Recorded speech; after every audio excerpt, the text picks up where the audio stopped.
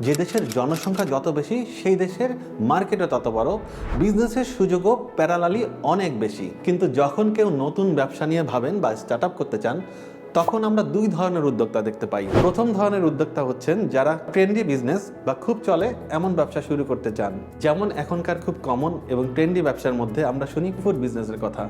অনেকেই মনে করেন খাবার ব্যবসায় তো লস হয় না, মানুষ তো খাবার খাবেই। আবার আরও দেখি কেউ কেউ লাভজনক ব্যবসা হিসেবে বেছে নিচ্ছেন অনলাইন বেস ড্রেসের ব্যবসাকে। মাসে লক্ষ লক্ষ টাকা ইনকাম করছে বলে আমরা সোশ্যাল মিডিয়াতে দেখি কত প্রচারণা। এছাড়াও আবার অনেকে মোবাইল গ্যাজেট, চশমার দোকান, ওষুধের দোকানের মতো রেগুলার ব্যবসা নিয়ে ভাবেন।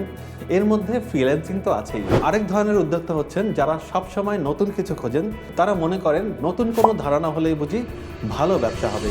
কিন্তু অবাক করা বিষয় যে বাংলাদেশে ব্যবসার এত অপরচুনিটি থাকা সত্ত্বেও নতুন ব্যবসায় ঝরে পড়ার হার 90%। সেটা হতে পারে ট্রেন্ডি বা নিউ আইডিয়া।